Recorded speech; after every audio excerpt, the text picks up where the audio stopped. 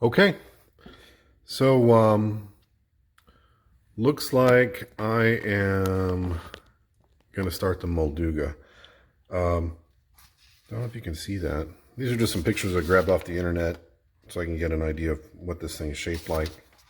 I've got some much better ones on my computer, but this is just, kind of give me a general idea while I'm building it. That's a person. That's how big this thing is supposed to be. That's pretty huge. I'm building it to a scale for someone that is, I don't know, roughly this tall. So, yeah. I'm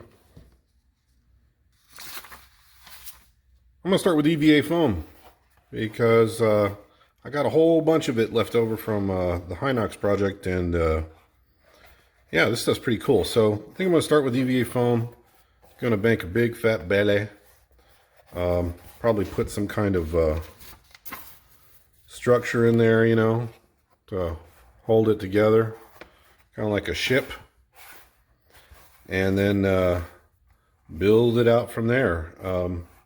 My guess is, I think I was going for about a 2 foot, but yeah, I don't know. 2 feet. What does 2 feet look like? Let's see. Well, that whole thing there is 3 feet. So 2 feet. How big is this? This is pretty close to 12 inches, about 11 and a half. So I need about a couple sheets that way, maybe about,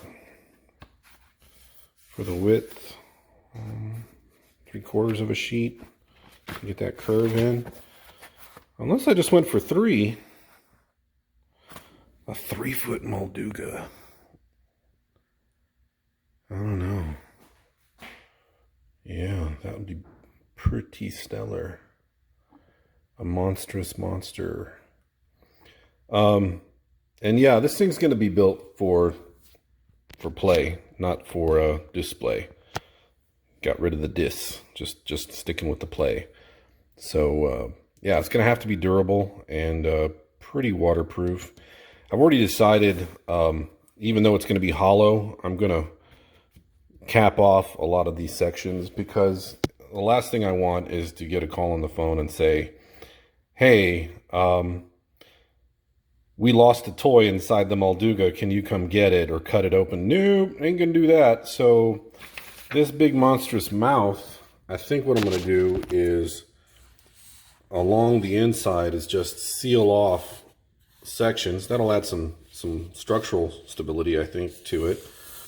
And it's not gonna be curved, it's gonna be just one big long fish-like thing, because yeah, you make it curved in one direction, and then it's like, oh, well, I don't know. I never liked that sort of look where it's like you're kind of stuck with it, At least if it's straight, one big long straight thing.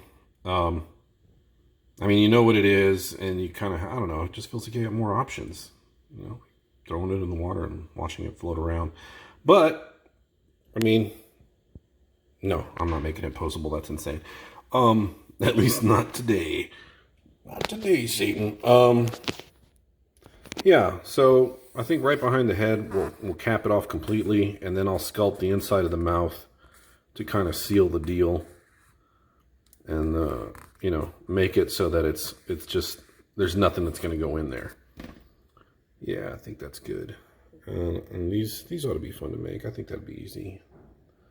Feet should be pretty easy. The toes, I don't know. Toes, I'm a little bit concerned about strength-wise, but I think, I mean, the fingers on the Hinox came out pretty good, and they didn't break, and this thing's going to be pretty gigantic, so at least as thick as that. Here's what is this? I guess that's what it's supposed to look like when it's full. That's a little disgusting. You disgusting chunky belly boy. Yeah, and this, I think I've decided I'm going to reinforce this with more than one sheet. So it's going to have one sheet, maybe a second, that's not bent, but cut and then glued into place. And then underneath it, it's going to have some, like a plate that goes all the way from the main part of the jaw down into here to add some more strength to that. Because the last thing I want is for his fan mouth piece thing to just like break off. So this will be nice and sturdy. I thought about just making one with the mouth closed, but I mean, yeah, that just looks so much cooler, right? Am I right? So yeah, it's going to be sort of a substructure like what I did with the Hinox. Substructure of some foam. And then I'm going to lay over progressive layers of foam clay. With the teeth, what I decided to do is sculpt the teeth first into the base of the surrounding part of the jaw and the upper part of the mouth, and then go back over it once that's dry and put in all the gum sections to kind of strengthen them. So these pieces here these teeth are going to be a lot deeper, or inset much deeper into the jaw and the upper mouth section than they would appear. They're going to be sculpted down to that point and attached, let to dry, and once they're dry I'll go back over it with the gums and the tissue to kind of give them some added strength, and then the tongue's just going to be kind of one big blob sculpted out of the foam clay coming out. And then I'll just seal the whole thing. I'm kind of doing the same thing with these. I think I'm just going to sculpt these big sections. Actually, probably make these big sections out of single pieces of foam clay. So if you can imagine like this curve cut out here, glued into the back side, and then the foam clay built up over it to add that webbing effect. Another thing I could do is just make this all one piece and then go back with a Dremel and sort of wither this down thinner, but I'm not really crazy about that idea. I think the foam clay will look better, and it'll strengthen the overall layer if this is all like, you know, sculpted out. And then all these little pieces here, I thought about just carving them in, but honestly, you know, with foam clay, and if you guys ever decide to use it, it holds detail. It does hold detail, but the problem with foam clay is it's a little deceptive in that if you carve the detail in, it might look really, really sharp when you put it in, but after it's dried, it sort of swells up. So, like a little balloon. So I guess as the moisture leaves it, the foam sort of swells up as it dries, and you end up with not quite as sharp detail as you originally laid down. So what I'll probably do is put these on as individual pieces, or at least for the majority of them that need to look like they stand out. And then some of these I could draw like this. These are kind of, I could probably mark these into the foam clay.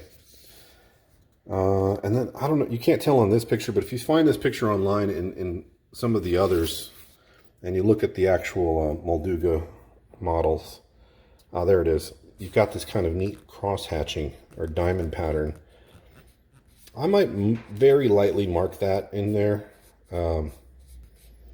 but I'll probably need to go back and highlight it with some paint. And then, yeah, I think this is going to be the first one I'm going to try to airbrush. I'm waiting on some more paints.